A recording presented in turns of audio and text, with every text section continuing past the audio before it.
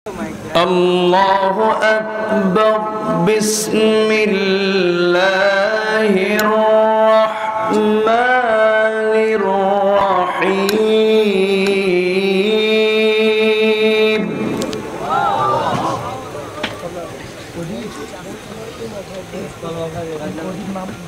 إن الله وملائكته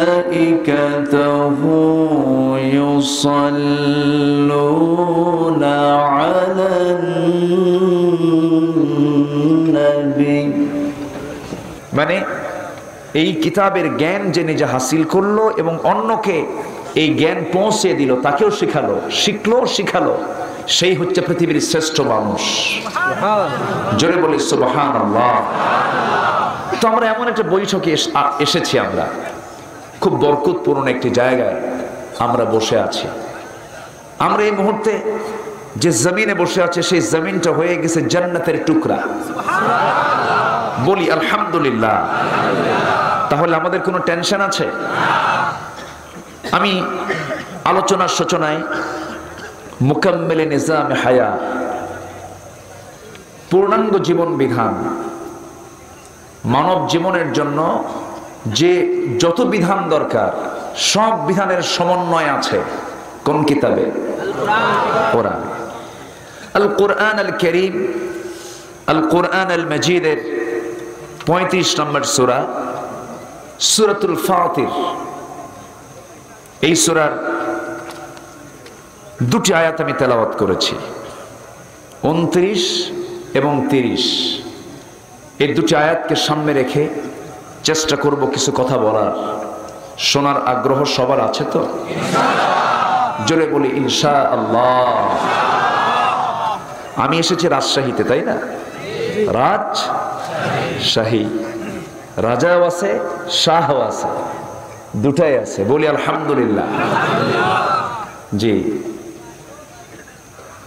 ফাতির কেউ না, ফাতির কে? ফাতির মানে হচ্ছেন যিনি স্রষ্টা, যিনি বানান, যিনি সৃষ্টি করেন, তিনি কে? আল্লাহ। এই সূরার নামকরণ করা হয়েছে প্রথম আয়াত থেকে। প্রথম আয়াতে এই শব্দটা আছে। আল্লাহ রাব্বুল আলামিন বলেন, আলহামদুলিল্লাহি ফাতিরিস সামাওয়াতি ওয়াল আরদি জাইলিল মালাইকাতি রুসুলা উলি আজনিহাতিন মাসনা ওয়া থুলাথা ওয়া রুবা' ইয়াজিদু ফিল খালকি মা ইয়াশা ইন্নাল্লাহা আলা কুল্লি শাইইন কাদির। জোরে বলুন আল্লাহু আকবার। সকল প্রশংসা, একমাত্র প্রশংসা সেই মহান রব্বুল আলামিনের জন্য যিনি ফাতির, যিনি বানিয়েছেন আকাশ। সামাউন এক বচন, সামাওয়াত এক বচন না বহু বচন? বহু বচন। এক আকাশ না 7 আকাশ?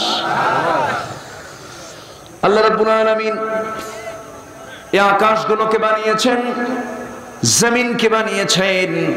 আমার বন্ধুগণ, সকল কিছু বানিয়েছেন কে? আল্লাহ। এই জন্য এখানে আল্লাহ তাআলার পরিচয় দেওয়া হয়েছে ফাতির। তিনি হচ্ছেন একমাত্র স্রষ্টা, তিনি বানিয়েছেন, তিনি কারিগর। আমার বন্ধুগণ, আমার রবের প্রশংসা যদি আমরা জানতে চাই, গোটা কোরআনের বহু জায়গায় তাওহীদের কথা কম আসছে না বেশি আসছে? গোটা কোরআনকে আপনি যদি 3 ভাগে ভাগ করেন, তার 1 ভাগ এসেছে তাওহীদ নিয়ে কথা, 1 ভাগ এসেছে রিসালাত নিয়ে কথা, আর একটা ভাগ এসেছে আখিরাত নিয়ে কথা।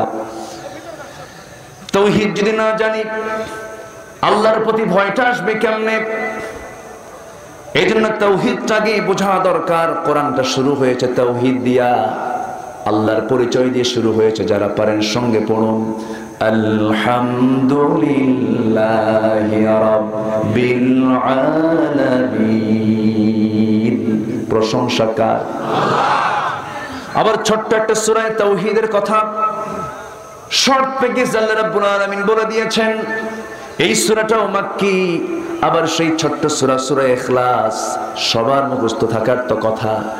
যারা মুমিন, যারা মুসলিম পরিবারে জন্ম নিয়েছে, এই সূরাগুলো কোন দিন মুখস্থ আমরা কেউ বলতেও পারি না। আলহামদুলিল্লাহ।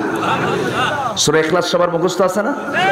অনেকে সূরা ইখলাস পারে না কিন্তু কুলহু পারে, আবার অনেকে সূরা ফাতিহা পারে না কিন্তু আলহামদু পারে। আমার ভাইয়েরা, আল্লাহ রাব্বুল আলামিন সুন্দর করে বলছেন, যারা পারেন ঠোঁট মিলিয়ে মিলিয়ে বলুন, সওয়াব পেয়ে যাবেন। কুল হুয়াল্লাহু আহাদ আল্লাহুস সামাদ লাম ইয়ালিদ ওয়া লাম ইউলাদ ওয়া লাম ইয়াকুল লাহু কুফুয়ান আহাদ। এই সূরাটা খুব দামি সূরা, খুব মর্যাদার সূরা। আমার নবী যে একজনকে ইমাম সিলেকশন করলেন, যাও ওই এলাকার মুসল্লিদের তুমি ইমামতির দায়িত্ব পালন করবে। নামাজের দায়িত্ব তিনি পেলেন, কিন্তু প্রত্যেকটা ওয়াক্তে তিনি সূরা ইখলাস দিয়ে নামাজ শেষ করেন। প্রত্যেকটা ওয়াক্তে সূরা ইখলাস, ফাতিহার সাথে সূরা ইখলাস। সমস্ত মুসল্লিদের ক্লেম চলে এলো নবীর কাছে, সবাই এসে বলছেন, ইয়া রাসূলুল্লাহ, এমন একজন ইমাম দিলেন শুধু সূরা ইখলাস দিয়ে নামাজ শেষ করা, আর কি কোনো সূরা নাই নাকি? আমার নবীজি তাকে ডাক দিলেন, ডাক দিয়ে বলছেন, সাহাবী তুমি সূরা ইখলাসটা কেন বারবার পড়ছো, আর কি অন্য কোনো সূরা নাই? সাহাবী কাঁদতে কাঁদতে বলছেন, ইয়া রাসূলুল্লাহ, তাওহীদের যত গন্ধ পাই সূরা ইখলাসের মধ্যে পেয়ে যায়। এর চাইতে মজার, এর চাইতে আল্লাহর পরিচয় পাওয়ার মতো উন্নত কোন আয়াত আমার চোখে পড়ে না। আমার কাছে এটাই দামি মনে হয়, এই জন্য আমি ঘন ঘন এই সূরাটাই পড়ি। আমার ভাইয়ের রাসূল বললেন, শোনো সাহাবী, তোমার সঙ্গে আমিও একমত, কারণ গোটা কোরআনের 3 ভাগের 1 ভাগ হলো সূরা ইখলাস।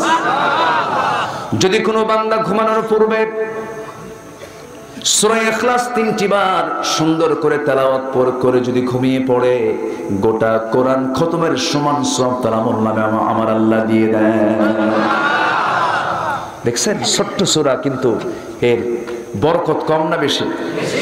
আসতে বলবেন না, বরকত কম না বেশি? কেন বেশি? কি জন্য বেশি? যিনি আমার রব, সেই রবের প্রশংসা করলে তিনি তো আমার প্রতি বেশি খুশি হবেন।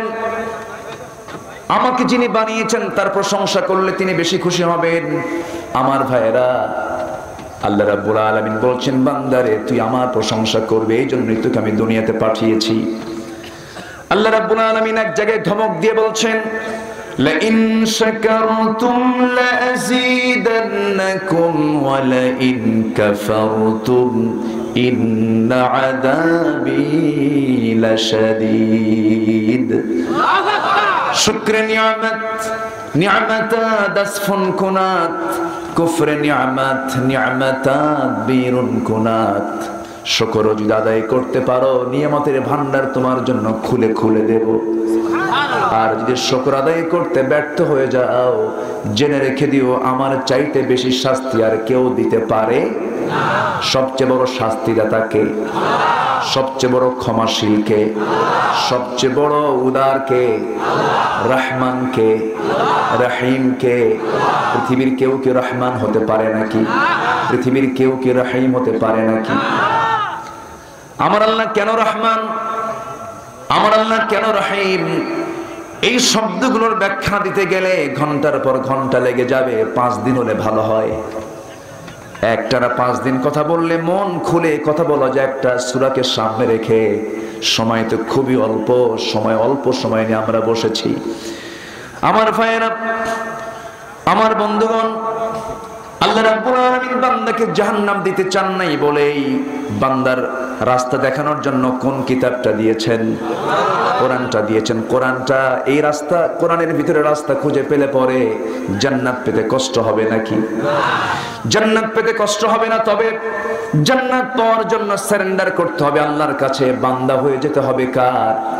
ইয়া আইয়াতুহান নাফসুল মুতমাইন্নাতু ইরজিই ইলা রাব্বিকি রাদিয়াতান মারদিয়াহ ফাদখুলি ফি ইবাদি ওয়াদখুলি জান্নাতি।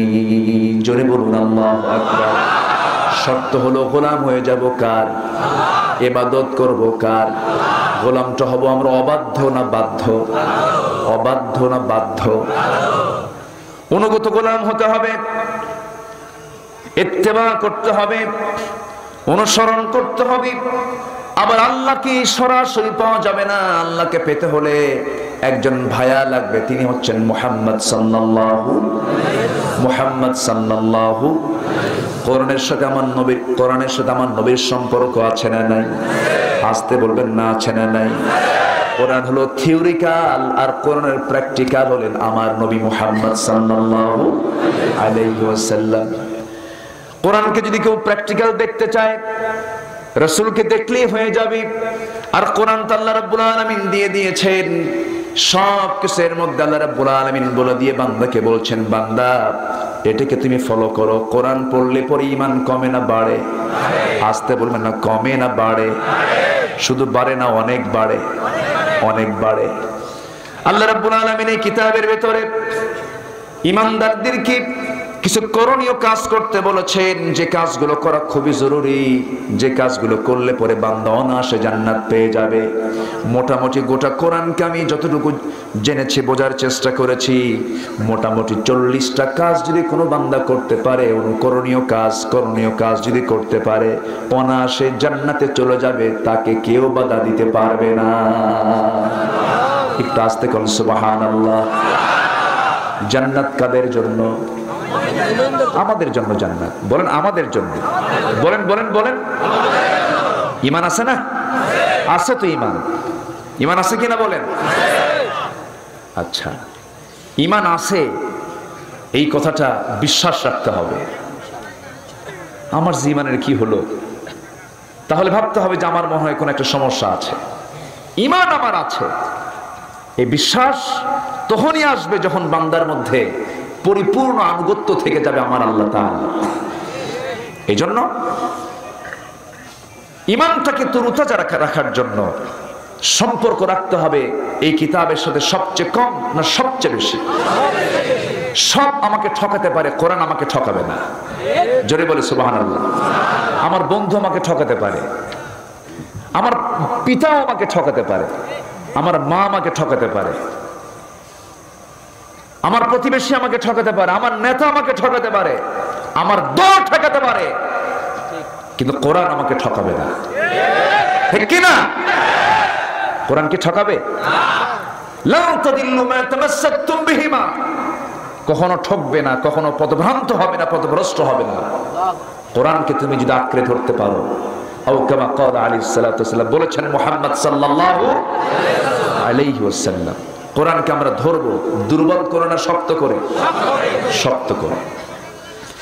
আল্লাহ রাব্বুল আলামিন বলেন 40টা অনুকরণীয় কাজের ভিতরে 1 নম্বর কাজ আমি ফাইন্ড আউট করছি।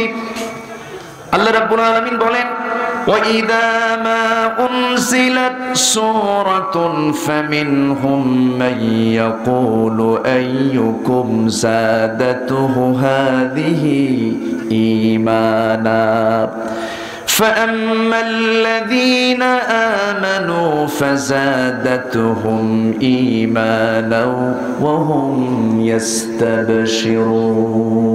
জোরে বলি আল্লাহু আকবার।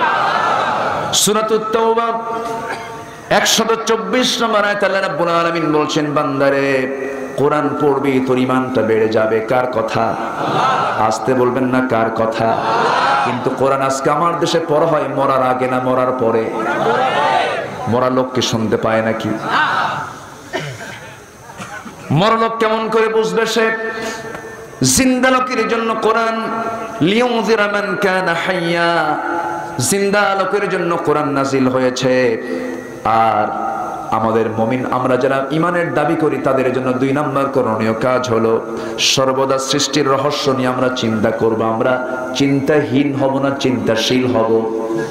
বলেন চিন্তাহীন না চিন্তাশীল? গরু কি গরু?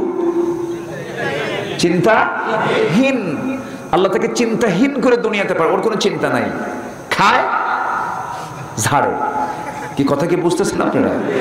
খায়, ছেড়ে দেয়, রাতের বেলা গোয়াল ঘরে ওঠে, মালিক বলে ডানে যায় ডানে যায়, বামে বলে বামে যা বামে যায়। এই হলো গরুর কাজ। গরুর সামনে যদি কোনো যুবক যুবতী জেনার কাজে লিপ্ত হয়, গরু কি বলবে তোরা এখানে কোন কাম করিস? এরকম কিছু বলবে না। কেন বলবে না? ও চিন্তাহীন, ও বিবেক শূন্য, আল্লাহ তাকে ওরকম করে বানায় নাই। কিন্তু মানুষ কি বিবেকহীন? বিবেক দিয়েছেন কে? চিন্তাহীন না চিন্তাশীল? চিন্তাশীল করে আল্লাহ পাক পাঠিয়েছেন। এজন্য আমরা চিন্তাশীল হব। কিন্তু চোখের সামনে যুবক যুবতী কপত কপতি জোড়ায় জোড়ায়, পার্কের মোড়ে, গাছের গোড়ায়, এগুলো কি আমরা হামেশা দেখি না? কিছু কি কই? তাহলে গরু আর আমাদের মধ্যে তফাৎ কি? কি তফাৎ আমাদের? আজকে আমরা বিবেকহীন হয়ে পড়েছি, বিবেক শূন্য আমরা হয়ে পড়েছি। চোখের সামনে মাদক দ্রব্য নিয়ে, মদের বোতল নিয়ে থাকে, আমরা কেউ কিছু বলি না, ঠিক কিনা? আজকের সমাজে সবচেয়ে বড় জিহাদ হলো জানাজার সময় চলে এলো, হাজার হাজার সাহাবী নিয়ে আমার নবী জানাজায় শামিল হয়ে গেলেন। জানাজা সম্পূর্ণ হওয়ার পর সাহাবে কেরামকে বলেন, সাহাবীরা, আমার আব্দুল্লাহর কবরটা কোথায় খনন করেছো তোমরা? বলা হলো যে দুই পাহাড়ের চিপায় কবরটা খনন করা হয়েছে। রাসূল বললেন, শোনো, ওই কবরের কাছে আমাকে নিয়ে যাও। আজকে আব্দুল্লাহর কবরে কাউকে নামতে দেব না, আমি নিজে নেমে আব্দুল্লাহকে কবরে শোয়ায় দেব, আমি নিজে তাকে শোয়ায় দেব। আমার নবীজি নিজে চলে গেলেন, কবরের সামনে গিয়ে দাঁড়ালেন। কবরের সামনে গিয়ে দাঁড়িয়ে আমার নবীজি নিজে নামলেন, নিজে নেমে হাতটা দুইটা আগায় দিলেন। বিষ্ণবীর বরকতি হাত, যে হাতে আকাশের চাঁদ দ্বিখণ্ডন হয়, যে নবীর হাতের ইশারায় আকাশের চাঁদগুলো নড়াচড়া করে। আল্লাহু আকবার। আমার নবীজির জন্ম যখন হয়, জন্মের দুদিন পর দ্বিতীয় রজনীতে এই যে আকাশের চাঁদ, এই চাঁদ আমার নবীজি যখন চাঁদনি রাতে আম্মা আমিনার কোলে যখন পৃথিবীতে আসলেন, কোন মাসে? আসতে বলেন না, কোন মাসে? এই মাসের নামটা কি? রবিউল আউয়াল মাস। আমার নবীজি জন্ম নিয়েছেন, জন্মের 2 দিন পর আম্মা জান আমেনা তিনি করলেন কি, আমার রাসূলকে ঘরের মধ্যে শোয়া না রেখে বাইরে শোয়া রাখলেন। খোলা আকাশের নিচে, চাঁদনি আকাশের নিচে তাকে শোয়া রাখা হলো। দ্বিতীয় রাত্রিতে আবু তালিব রাসূলকে দেখতে আসলেন, নবীজির আপন চাচা, যদিও কাফের চাচা, কিন্তু রাসূলের পক্ষে সারা জীবন কাজ করেছেন। গর্বিত সাহাবী দুজন, আলী এবং জাফরের পিতা। হযরত আলীর পিতা আবু তালেব তিনি একদিন স্মৃতিচারণ করতে নিয়ে বলছেন, মুহাম্মদ, তুমি তো নবী হয়েছো, আজকে তোমার নবুয়ত এসেছে, আমি তোমাকে একটা প্রশ্ন করব। কি প্রশ্ন? তোমার সেই সময়ের কথা মনে আছে কিনা? কোন সময়ের কথা আমার চাচা আপনি বলেন।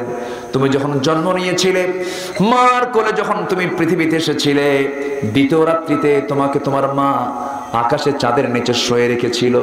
সেই সময় আমি দেখতে পেয়েছিলাম তোমার মা তোমার কাছে নাই, তোমার মা শুধু কান্দে, তার স্বামীর জন্য কান্দে। হারে আমার স্বামী নাই, আমার সন্তানটা আছে, স্বামী নাই, মনটা খারাপ, তোমার মা তোমার কাছে সময় দেয় না, তুমি একাকী পড়েছিলে, একাকী শুয়েছিলে। সেই সময় আমি দেখতে পেলাম একাকী তুমি চাঁদনি আকাশের নিচে শুয়ে থেকে তুমি চাঁদের সঙ্গে কথা বলছো। একটু আস্তে বল সুবহানাল্লাহ। কথা বলছো মানে তোমার সামনে আকাশে চাঁদ, তুমি যখন ডান দিকে তাকাও চাঁদ লাফ মেরে ডান দিকে চলে যায়, তুমি যখন বাম দিকে তাকাও চাঁদটা লাফ মেরে বাম দিকে চলে যায়। তুমি যখন তোমার বরকতি তোমার হাত দিয়ে যখন নিচের দিকে টান মারো, চাঁদটা যেন তোমার কাছে চলে এসেছে। এরকম করে আমি দেখতে পেলাম। আমি কি ভুল দেখছি নাকি?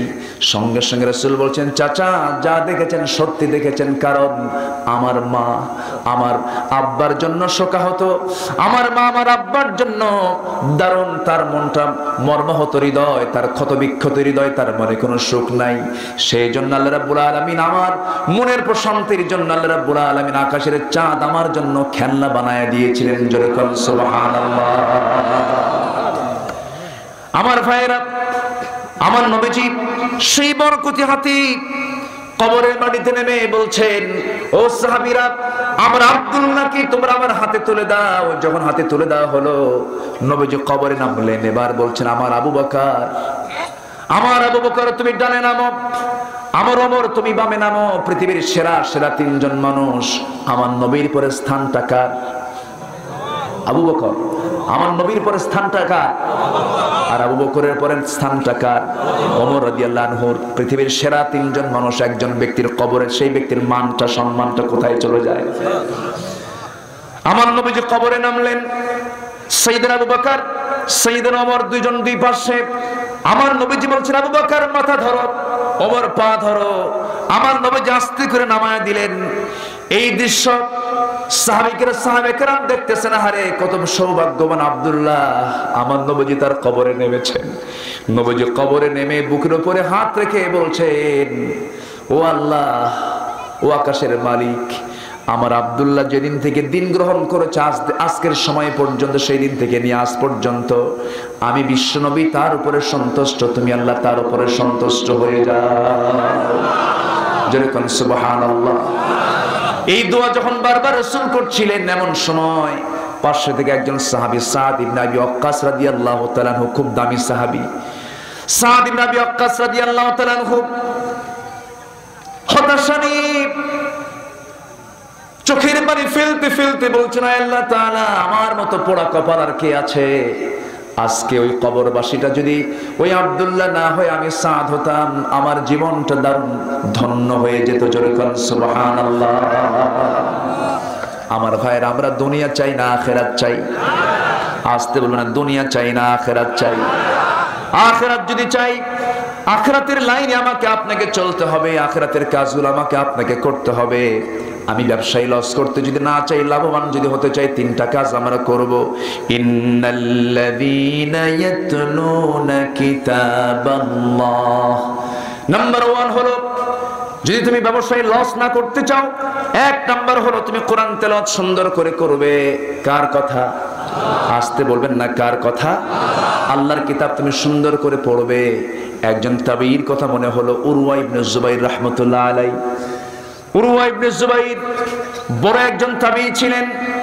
বাবা হলেন জুবাইর ইবনুল আওয়াম, মা হচ্ছেন আসমা বিনত আবু বকর, নানা হচ্ছেন আবু বকর সিদ্দিক রাদিয়াল্লাহু তাআলা আনহু, দাদি হচ্ছেন আমার নবীজির আত্মীয় ফুফু সাফিয়া বিনতে আব্দুল মুত্তালিব। খুব দামি পরিবার। উরওয়া ইবনে জুবাইর রাহমাতুল্লাহ আলাইহি, তার বাবা একজন বড় সাহাবী ছিলেন, প্রত্যেক নবীর হাওয়ারি ছিল। আমার নবীর হাওয়ারি ছিলেন জুবাইর ইবনুল আওয়াম। জোরে বলেন সুবহানাল্লাহ। হাওয়ারি মানে হলো ধোপা। হাওয়ারি মানে কি? ধোপা। এই এলাকার নাম কি? হ্যাঁ, এটা কোরআনে আছে। আলহামদুলিল্লাহ। খালি কোরআনের তাফসীর করতে আসিনি তো, এই গ্রামের তাফসীরও করতে আসছি। বলি আলহামদুলিল্লাহ। কি কষ্ট পাচ্ছেন নাকি আপনারা? এই এলাকার নাম কি? ধোপা পাড়া। মানে এখানে ধোপা আছে। থামেন থামেন, ধোপা থাকাই তো বরকত। قال الحواريون নাকি আছে না? আয়াত আছে না? নাহনু আনসারুল্লাহ। বিশাল একটা আলোচনা আছে। ঈসা আলাইহিস সালামের সময় কিছু হাওয়ারি ধোপাওয়ালা ছিল, যারা আল্লাহওয়ালা ছিলেন। ধোপাওয়ালা কি ছিল? আল্লাহওয়ালা ছিল। ধোপাওয়ালা তাহলে কি হয়? আল্লাহওয়ালা হয়। আল্লাহ তুমি এই ধোপা পাড়াকে আল্লাহওয়ালা বানাও। আমিন। এত আস্তে আমিন কয়, আরো জোরে কর। আর যে যায় তারে ধরেন। আশ্চর্য কথা। ওঠেন কেন? এটা কি? ওটা কি বাবা? বসো, দোয়া করে দেই নাকি? 40টা না? জি, জোরে বলি ইনশাআল্লাহ। কোনো ভয় নেই আপনাদের। হ্যাঁ হ্যাঁ, এটা আছে তো, সমস্যা নেই, এটা মাথায় আছে। আমি কি শেষ করে দেব? চালাবো ইনশাআল্লাহ। জোরে বলি ইনশাআল্লাহ। উরওয়া ইবনে জুবাইর রাহমাতুল্লাহ আলাইহি, তার বাবা আশারে মুবাশশারের একজন সাহাবী। সুবহানাল্লাহ বলেন। দুনিয়াতে জান্নাতের সংবাদ পাইছেন কয়জন সাহাবী? এর মধ্যে একজন হচ্ছেন ওই তাবেঈর বাবা উরওয়া ইবনে জুবাইর। তার বাবা হচ্ছেন জুবাইর ইবনুল আওয়াম রাদিয়াল্লাহু তাআলা আনহু। আমার নবীজির ভাইরাও ছিলেন। আমার নবীজির কি ছিলেন? ভাইরা। মানে বড় বোনকে তিনি বিয়ে করেছিলেন, আর তার ছোট বোন হচ্ছেন আম্মা জান আয়েশা সিদ্দিকা রাদিয়াল্লাহু তাআলা আনহা। সব দিক থেকে সম্ভ্রান্ত পরিবারের সন্তান ছিলেন উরওয়া ইবনে জুবাইর রাহমাতুল্লাহ আলাইহি। এই তাবির একটা নিয়মিত আমল ছিল, সে আমলটা হলো প্রত্যেক দিন দিনের বেলা তিনি কোরআন তেলাওয়াত করতেন। কোরআন দেখে দেখে 7.5 পারা, মনে হয় কম হয়ে গেছে, একটু আস্তে করে সুবহানাল্লাহ। কত পারা? 7.5 পারা দিনে। আর রাতের বেলা তিনি নামাজের দাঁড়ায়া নামাজের মধ্যে তেলাওয়াত করতেন 7.5 পারা। তাহলে মোট কয় পারা হলো? 15 পারা তার তেলাওয়াতে যেত। এই আমলটা তিনি করেছেন সারা জীবন, মৃত্যুর দিন পর্যন্ত। শুধু একদিন বাদ পড়ছে। কয়দিন বলেন? কয়দিন? আর আমরা ভাবি আল্লাহ তুমি আমার জান্নাত দিবে না, এতই সস্তা জান্নাত। আপনি কোরআন তেলাওয়াত করবেন না, ইন্নাল্লাযীনা ইয়াতলুনা কিতাবাল্লাহ, মুখে কোরআন তেলাওয়াত করতে করতে ফেনা তুলতে হবে, থুতু বের হয়ে যাবে, এত তেলাওয়াত করতে হবে। আল্লাহু আকবার। একদিন তার তেলাওয়াত বাদ গেল। কোন দিন? যেদিন তার অপারেশন হয়েছিল। কি অপারেশন হয়েছিল? রাজ দরবারে তিনি দাওয়াত পেয়েছিলেন, রাজা তাকে দাওয়াত দিয়েছেন। সে রাজার দরবারে দাওয়াত খেতে গেছেন তিনি, তার 4 ছেলের একটা ছেলেকে নিয়ে গেছেন। সেই ছেলেটা আবার একটু ডান পিটে টাইপের, সে চলে গেছে ঘোড়ার ঘরে, আস্তা বলে। ঘোড়ার ঘরে ঢোকা মাত্র একটা বেজুত ঘোড়া পিছন দিয়ে একটা লাথি মেরেছে তার বুকে। সে লাথি লাগার সঙ্গে সঙ্গে বুকে লেগেই সঙ্গে সঙ্গে বাচ্চাটা মানে ডেড বডি হয়ে গেছে, মারা গেছে। দাওয়াত খেতে এসে তিনি সন্তানকে হারালেন, সামনে লাশ, জানাজা পড়ালেন। বড় আলেম তো। জানাজা শেষ করেই দাফন কাফন শেষ করে আসতেনি তার পায়ে প্রচন্ড ব্যথা। শেষে প্রমাণ হলো তিনি ক্যান্সার আক্রান্ত হয়েছেন। পাটা দারুণ যন্ত্রণায় তিনি কাতর হয়ে যাচ্ছেন, পাটা নিয়ে তিনি থাকতে পারছেন না। ডাক্তার বলল পা না কাটলে তিনি বাঁচবেন না, গোটা শরীরে এই ব্যথাটা চলে যাবে। ডাক্তার বলল তার পাটা কাটতে হবে। তো পা কাটার জন্য তাকে বলা হলো আপনাকে অবশ করার জন্য, আপনাকে সেন্সলেস করার জন্য। সেই সময়ের চিকিৎসকরা বললেন আপনাকে সামান্য কিছু মদ খাওয়াবো। হ্যাঁ হ্যাঁ, সমস্যা নেই। আপনারা কি চলে যাবেন? চলে যাচ্ছেন আপনারা? তাহলে কই চলে যাচ্ছে না তো ভাই? চলে যাচ্ছে কি মানুষ? কই? আপনারা কি যাচ্ছেন? আমাকে থুয়ে যাবেন কেউ? এই তার কিছু সময় আমি বলবো। হ্যাঁ, না না, কোনো সিটা টিটা না, সব ভালো। বলি আলহামদুলিল্লাহ। জি, ফতুয়া দেওয়া শুরু হলে তো সমস্যা হবে। আমরা সবাই ভালো, বলি আলহামদুলিল্লাহ। জি, বলি আলহামদুলিল্লাহ। গোল টুপি ভালো, লম্বা টুপি ভালো, জুব্বা ভালো, পাঞ্জাবি ভালো, কি ঠিক কিনা বলেন? সব ভালো। কেউ কাউকে গালি দেব না, যত গালি দেব তত পিছে পিছে চলে যাব। মুসলমান মুসলমান যত দ্বন্দ্ব করবো তত পিটন বেশি খাবো, ঠিক কিনা? আমরা সবাই মুসলমান, আমরা সবাই কি মুসলমান। উরওয়া ইবনে জুবাইর রাহমাতুল্লাহ আলাইহি তিনি কি করলেন? বললেন ডাক্তার জীবন দেব, মদ খাবো না, মদ খেতে পারবো না, তুমি এইভাবে অপারেশন করো। অপারেশন যখন শুরু হলো, সুস্থ অবস্থায়, সেন্সলেস না, পা কাটতেছে, তিনি সুন্দর করে করে কোরআন তেলাওয়াত করতেছেন। একটু আস্তে করে সুবহানাল্লাহ। আর মসজিদের ইমাম সাহেব যদি একটু তেলাওয়াত লম্বা করে, মুসল্লি পিছে পিছে মনে মনে কয় ইমাম সাহেবের তো কোনো কাম নাই। এরকম মুসল্লি বাংলায় অভাব নাই, ঠিক কিনা বলেন? 2019-এ আপনি হজে গেছেন তো? জি, 2019 আমি লাস্ট হজটা করেছি, সপরিবারে 4 জন, আব্বা আম্মা আমার ওয়াইফ সহ গিয়েছিলাম। ফজরের নামাজ আমি মসজিদে নববীতে আদায় করলাম। আম্মাকে মেয়েদের সাইডে রেখে দিয়ে আমি পুরুষের সাইডে নামাজে দাঁড়ায় গেলাম। ইমাম সাহেব নামাজ শুরু করলেন ফজরের। ফজরের নামাজ কয় রাকাত? 2 রাকাত। ইমাম সাহেবের বয়স 90 বছর পার হয়ে গেছে। ইমামের বয়স কত বছর? 90 বছর। নামাজ শুরু করলেন তিনি। 2 রাকাত নামাজ পড়লাম তার পেছনে। 2 রাকাত নামাজ শেষ করতে লেগেছে মাত্র 29 মিনিট। কত মিনিট? 29 মিনিট নিয়ে যদি আমার দেশের কোন ইমাম ফজর নামাজ পড়ায় নামাজও শেষ, বলবে হুজুর টান টপলা বাঁধবো। আমি কি ভুল বলতেছি? এই হচ্ছে আমার দেশের নামাজের আর তেলাওয়াতের দশা। নামাজে যদি আপনি তেলাওয়াতের মজা না পান, ভাববেন যে আপনার ঈমানটার ভিতরে কিছু ভেজাল ঢুকছে, ঠিক কি না? মাহফিলে এসে যদি আপনার বসার ভিতরে যদি মনে হয় উঠবো কখন, ভাবতে হবে আপনার মধ্যেও কিছু ভেজাল আছে। বসেন, মাহফিল আসছেন তো, কষ্ট হবে, ধৈর্য ধরে বসতে হবে। সওয়াব দিবেন কে? আস্তে সওয়াব দিবেন কে? আল্লাহ। আমার ভাইয়েরা, অপারেশন হচ্ছে সুস্থ অবস্থায়, সেন্সলেস করা হয় নাই, সেন্স থাকা অবস্থায় অপারেশন হচ্ছিল, পা কেটে ফেলা হলো। যখন হাতটা কেটে ফেলা হবে, এমন সময় দেখা গেল আর সহ্য করতে পারলেন না, সেন্সলেস হয়ে জমিনে পড়ে গেলেন। গরম তেল যখন দেওয়া হলো, সেই সময়ের চিকিৎসা শাস্ত্রে যা ছিল, সেন্সলেস হয়ে পড়ে গেলেন।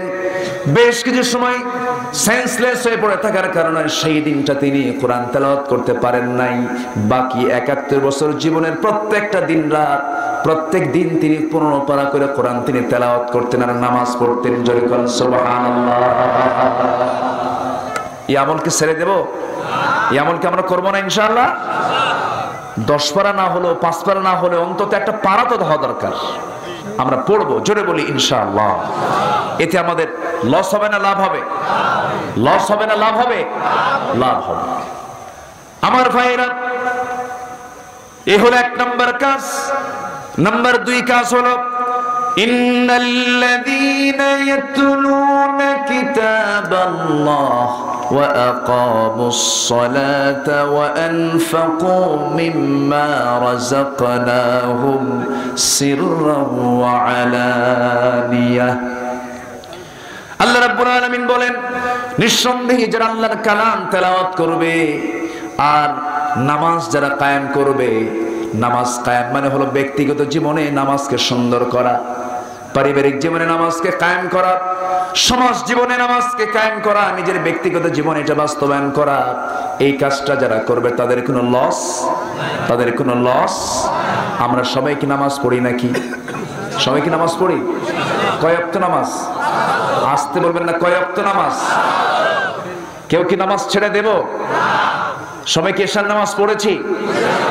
হ্যাঁ, আমাদেরকে এই সমস্ত খবর কি নেওয়ার দরকার আছে না? সবাইকে আমরা এশার নামাজ পড়েছি? ফজর পড়বো? সন্দেহ লাগে। সবাইকে ফজর পড়বো? ফজর এবং এশা যার ঠিক আছে সে হচ্ছে প্রকৃত মুসল্লি। ফজর এবং এশা যার জামাতে আছে, গোটা রাত তার নফল নামাজের সওয়াব আছে। জোরে বলি সুবহানাল্লাহ। আমরা নামাজকেও ছেড়ে দেব না, জোরে বলি ইনশাআল্লাহ। নামাজের মধ্যে মজা পেতে হবে। কি পেতে হবে? মজা পেতে হবে। নামাজকে কায়েম করতে হবে, নামাজের মধ্যে মজা পেতে হবে, যেমন করে সাহাবীরা পেয়েছেন। আমার বন্ধুগণ, একজন সাহাবী, দুজন সাহাবীকে রাসূল সীমান্ত প্রহরায় দিয়েছেন। কি প্রহরায়? সীমান্ত প্রহরায়। ইসলামের রাস্তার সীমান্ত পাহারা যারা দেবে, কবরে তাদের কোনো প্রশ্ন হবে না, তাদের কোনো আযাব হবে না, আল্লাহ তাআলা তাদেরকে সরাসরি জান্নাত দিয়ে দিবে। কয় শ্রেণীর কথা বলেছি? তার মধ্যে কয়টা গেল? 2টা গেল। তার মধ্যে 2টা গেল। যারা আমার আলোচনাগুলো শুনছেন বুঝতে পারতেছেন, সীমান্ত প্রহরায় ব্যক্তি, দিন ইসলামী রাষ্ট্রের সীমান্ত প্রহরারত ব্যক্তি কখনো জাহান্নাম পাবে না, তাকে কখনো প্রশ্ন করা হবে না, কবরের তার কোনো আযাব হবে না, কবরের ফিতনা থেকে সে বেঁচে যাবে। আমার ভাইরা, আমার বন্ধুগণ, আমার নবীজি 2জন সাহাবীকে দায়িত্ব দিলেন। 2জন সাহাবীর দায়িত্ব হলো সীমানা পাহারা দেওয়া, কোন শত্রু আসলে তা মোকাবেলা করা। শেষ রাত হয়ে গেছে, তারা একজন বলতেছে, আমি একটু অসুস্থ, আমি একটু ঘুমিয়ে পড়লাম, তুমি একটু পাহারা দাও। আম্মার ঘুমিয়ে পড়েছেন। আম্মার রাদিয়াল্লাহু তাআলা আনহু, আব্বাত তিনি জাগায় আছেন। আব্বাত মনে মনে চিন্তা করেন, এই গভীর রাতে কোনো শত্রু নাই, খামাখা দাঁড়ায় থেকে লাভ কি? ওযু বানালেন, ওযু বানায় নামাজি দাঁড়ায় গেলেন। নামাজ যখন শুরু হয়ে গেছে, দূর থেকে শত্রু লক্ষ্য করছে, এটা মানুষ না গাছ, নড়াচড়া নাই। দূর থেকে হাতের মধ্যে তীর নিয়ে একটা তীর মেরে দিয়েছে। ওই আব্বাত নামাজ সাহাবীর ডান পায়ে এসে তীরটা লেগেছে। তীর যখন লেগেছে, নামাজ ছাড়েন নাই। প্রথম রাকাত শেষ করেছেন, দ্বিতীয় রাকাতে আবার যখন দাঁড়িয়েছেন আরেকটা তীর এসে বাম পায়ে লেগেছে, নামাজটা ছাড়লেন না। ঘুমন্ত সাহাবীর আম্মারের ঘুমটা ভেঙে গেল। বলছেন, আব্বা তুমি কি করো দাঁড়ায় থেকে? শত্রু তোমাকে আক্রমণ করে বসেছে, তোমার দেহ থেকে রক্ত ঝরছে, তীর মেরেছে তোমাকে। আব্বা কোনো কথা বললেন না, সেজদা দিয়া বৈঠকে বসে তাশাহুদ পড়ে সালাম ফিরে শেষ করে বলছেন, ভাই আমি তো দেখতে পেয়েছি আমাকে শত্রু আক্রমণ করে বসেছে, কিন্তু নামাজের মধ্যে আমি যে মজা পাচ্ছিলাম। রাজি আছেন কারা কারা? হাত উঁচু করে রাখেন মুসলমান।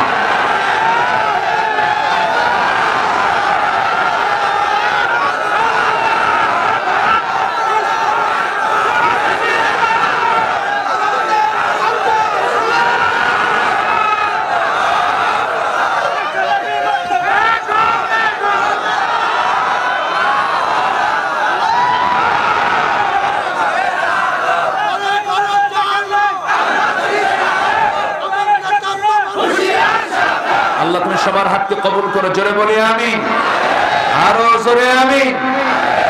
হাত নামান, বসুন। কষ্ট পাচ্ছেন আপনারা? বসুন। এই স্লোগানের দরকার আছে না নাই? আছে না? আচ্ছা, এই স্লোগানকে অনেকে সহ্য করতে পারেন না, আছে না নাই? যার সহ্য হয় না ও মুনাফিক। আল্লাহর নাম যার সহ্য হয় না সে কি মানুষ? আমরা স্লোগানে কি কোনো বাপের নাম নেই, দাদার নাম? হ্যাঁ, আমার স্লোগানে আপনার স্লোগানে কার নাম? জমিনটা কার? কার নাম নেব আমরা? আমরা তো আল্লাহর নামই নেব। কালিমাতুল্লাহি হিয়াল উলিয়া ওয়া রাব্বাকা ফাকাব্বির। তুমি তোমার রবের নাম উঁচু করে নাও, বড় করে নাও। জন্ম যখন নিয়েছি আমি, মার পেট থেকে পৃথিবীতে এসেছি, আমার ডান কানে কি বলা হয়েছে? জোরে জোরে জোরে বলেন, কি বলা হয়েছে? আল্লাহু আকবার। নামাজে যখন দাঁড়াই তখন কি বলি? সেজদায় গেলে কি বলি? আবার জীবন শেষ, কবরে যাব, কবরের আগে একটা নামাজ হয়, জানাজা হয়, সেই জানাজাও কি বলে? তো সব জায়গায় তুমি জানাজা দিয়া আল্লাহু আকবার দিয়ে জন্ম নিলা, মৃত্যু হলো, জানাজা হলো আল্লাহু আকবার, নামাজ আল্লাহু আকবার, সমাজে আল্লাহু আকবার তোমার বলতে ভয় লাগে কেন? তোমার গায়ে জ্বলে কেন? তোমার রক্ত দূষিত, তোমার রক্ত মুনাফিকের, তোমার রক্ত সম্পূর্ণরূপে আবু জেহেল হামানদের। কষ্ট পাচ্ছেন আপনারা? ওয়াজ আমার শেষ, আর কি ওয়াজ লাগে? ফজর নামাজ না পড়লেও চলবে, এই তো।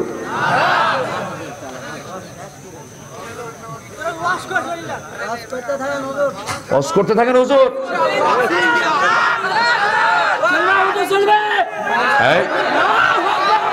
জিকির করে সুবহানাল্লাহ, আলহামদুলিল্লাহ, লা ইলাহা ইল্লাল্লাহ। বিদ্যুৎ চলে গেল নাকি? আর জোরে সুবহানাল্লাহ, আলহামদুলিল্লাহ, লা ইলাহা ইল্লাল্লাহ। আমি দেখছি না, কিন্তু আল্লাহ দেখছেন। কে উঠতেছেন? আল্লাহ কিন্তু দেখতেছেন। জিকির করে সুবহানাল্লাহ, আলহামদুলিল্লাহ, লা ইলাহা ইল্লাল্লাহ,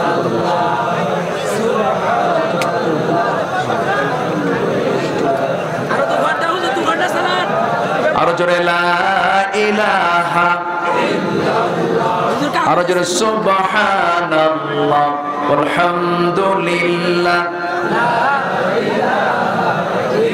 আরো জোরে লা ইলাহা ইল্লাল্লাহ, লা ইলাহা ইল্লাল্লাহ, মুহাম্মাদুর রাসূলুল্লাহ সাল্লাল্লাহু আলাইহি ওয়াসাল্লাম। কবরে আযাব হবে না, কয় শ্রেণী? এর মধ্যে কয় শ্রেণী বলেছি? একটা হচ্ছে শহীদ, ইসলামী রাষ্ট্রের পাহারাদার। নাম্বার 3 হলো যারা সূরা মুলক যারা নিয়মিত পড়ে, কবরের আযাব আল্লাহ পাক তাদেরকে দেবেন না। বলি আলহামদুলিল্লাহ, জোরে বলি আলহামদুলিল্লাহ। নাম্বার 3 হলো কোন ব্যক্তির মৃত্যু যদি জুমার দিন অথবা জুমার রাতে হয়, আল্লাহ তাআলা কবরের ফিতনা থেকে, আযাব থেকে আল্লাহ পাক তাকে রেহাই দিবেন, তাকে প্রশ্ন করা হবে না। এখন যদি কোনো বেকুব যদি মারা যায়, কোনো বেঈমান যদি শুক্রবারে মরে তাহলে কি সেক্ষেত্রে কি সেটা হবে? তা হবে না। নাম্বার 5 হলো পেটের পীড়ায় যদি কেউ মারা যায়, পেটের পীড়া, পেটের যন্ত্রণা, এমন যন্ত্রণায় যদি কেউ মারা যায় আল্লাহ তাআলা কবরে তার কোনো আযাব দেবেন না। এটা বিভিন্ন হাদিসের দৃষ্টিকোণ থেকে এই বিষয়গুলো পাওয়া যায়। সম্মানিত ভাইরা, এমন একটা সময়ে বিদ্যুতের একটা বিভ্রাট হয়ে গেল, এটা কেমন কথা? আসবে না বিদ্যুৎ? কি আসবে না? কই না না, হয়তো কোনো কোথাও কোনো লাইনের সমস্যা হয়েছে মনে হয়। একটু জিকির করে সুবহানাল্লাহ আলহামদুলিল্লাহ, আরো জোরে সুবহানাল্লাহ আলহামদুলিল্লাহ। আমি তো দেখতে পাচ্ছি না, ভলেন্টিয়ার ভাইরা দ্রুত গতিতে। জেনারেটর নাই, জেনারেটর জেনারেটর নাই, আরো জোরে লা ইলাহা। মাস্টার সাহেব কোথায়? মাস্টার সাহেব, মাস্টার সাহেব কোথায়? কোথায় আপনার বিদ্যুৎ কোথায়? আরে এটা কোনো কথা হলো? জিকির করে সুবহানাল্লাহ। এত মেহমানকে দাওয়াত দিয়ে যদি আপনার লাইট না দিতে পারেন এটা কেমন কথা? জিকির করে সুবহানাল্লাহ আলহামদুলিল্লাহ।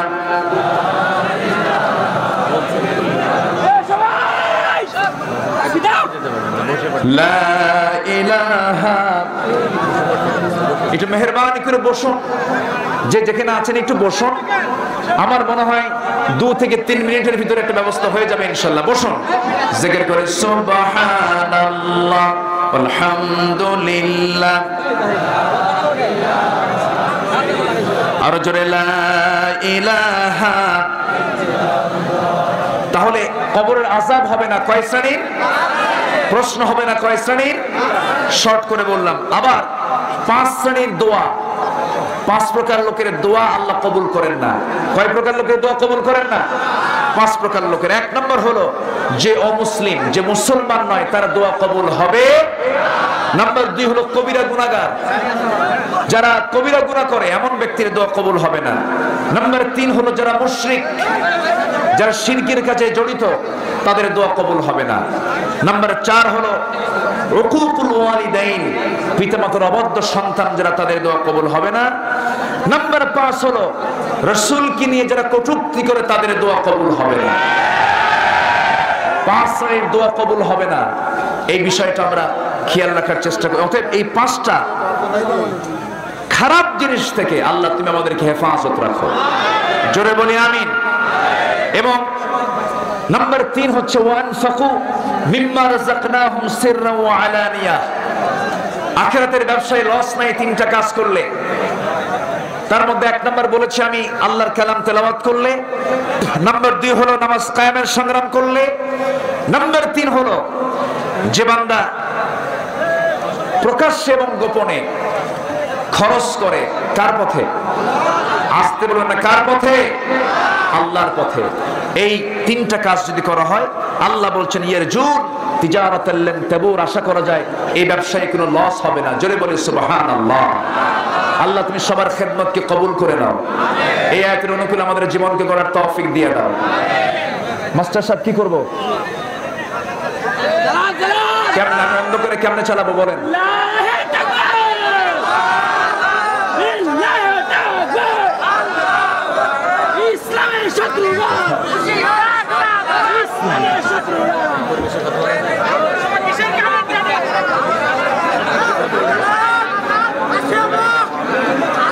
বিদ্যুৎ আসবে না,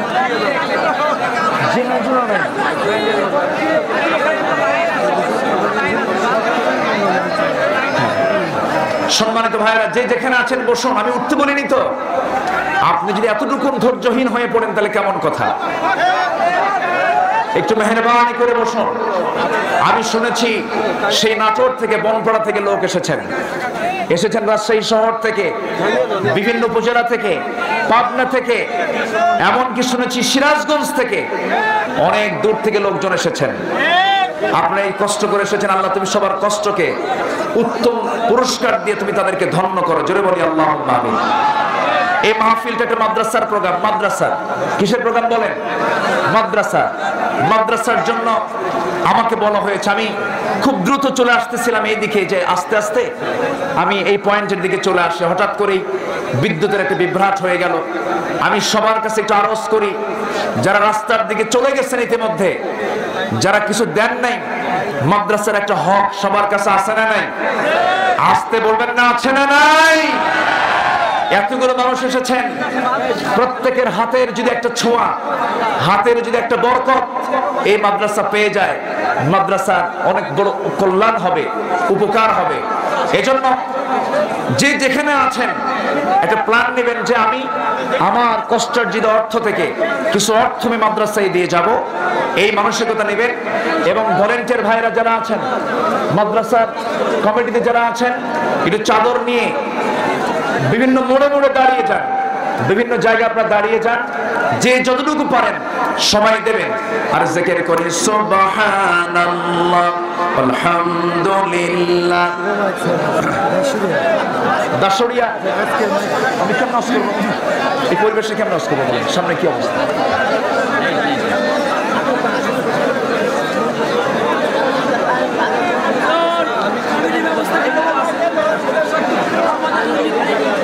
দাসুরিয়া মাইক সার্ভিস, শুভ মাইক সার্ভিস, তিনি আজকের যে মাইক সার্ভিস নিয়ে দিয়েছেন 500 টাকা, আল্লাহ কবুল করো, নেক নিয়ত মঞ্জুর করো, আব্বা আম্মাকে মাফ করো। সম্মানিত ভাইয়েরা, সম্মানিত বন্ধুগণ, একটু মেহেরবানি করে আমরা একটু ধৈর্যের পরিচয় দিই। আমরা ধৈর্যশীলতার পরিচয় দিয়ে আমরা ধীরে ধীরে আমরা মোনাজাতের দিকে চলে যাব। আমরা আল্লাহর কাছে চাবো, আল্লাহ যেন আমাদের সকলের গুনাহগুলোকে মাফ করে দেন। জোরে বলি আল্লাহুম্মা আমিন। চালু কেমন হবে, কখন হবে? মানুষ যাওয়ার পরে জিকির করে সুবহানাল্লাহ আলহামদুলিল্লাহ। যেমন আলী আহমেদ আকন্দ ভাই তাহজিব সেন্টার রাজশাহী থেকে তিনি এসেছেন, তার আব্বা আম্মার রুহের মাগফিরাতের জন্য দোয়া চেয়ে দিয়েছেন 500 টাকা। আল্লাহ কবুল করো, নেক নিয়ত মঞ্জুর করো, আব্বা আম্মাকে মাফ করো। মেহেরবানি করে ভলেন্টিয়ার ভাইরা ব্যাগগুলো নিয়ে ভিতরে চলে যান, দরজার মোড়ে মোড়ে যান, বিভিন্ন রাস্তার মোড়ে মোড়ে একটু দাঁড়ান। অনেক দূর থেকে যারা এসেছেন তারা কেমনে থাকবেন? জি, বড় আলেমে দ্বীন, জি আপনার নাম কি? ইমাম আবু হানিফা, তিনি দিয়েছেন 1000 টাকা, আল্লাহ কবুল করুন। হাফিজুর রহমান মাস্টার, হাফিজুর রহমান মাস্টার দিয়েছেন 500 টাকা, আল্লাহ কবুল করো। সবার নেক নিয়তকে তুমি আল্লাহ মঞ্জুর করো। জোরে বলি আল্লাহুম্মা আমিন। জেনারেটরটা ইয়ে হয়ে গেছে, হ্যাঁ জেনারেটরটা ঠিক আছে।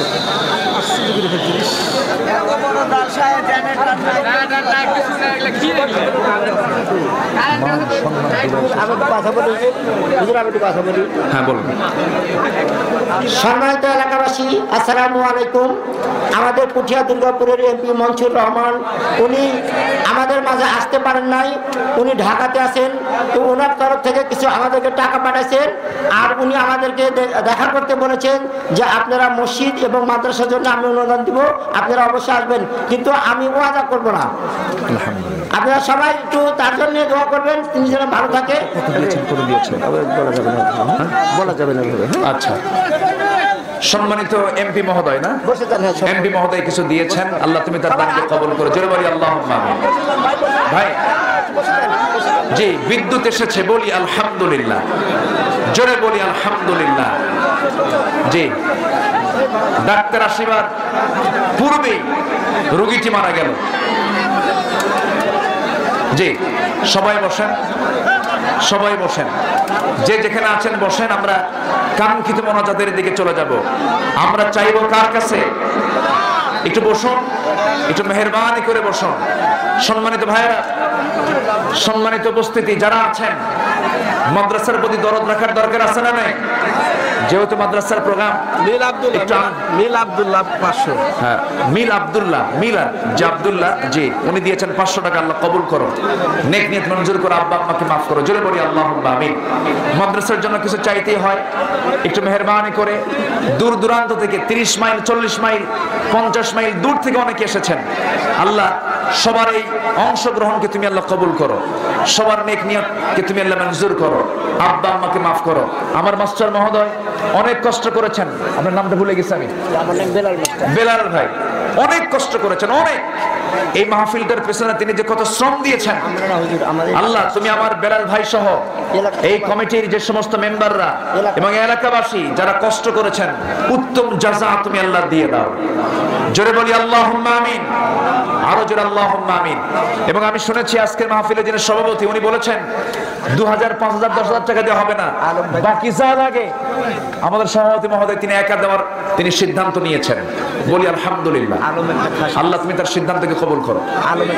আলম নামে একজন ভাই কি দিচ্ছেন, খাসি দিয়ে কি হবে, খাসি দিয়ে আপনি দান করছে মাদ্রাসায়, ও খাসি দিয়েছেন উনি।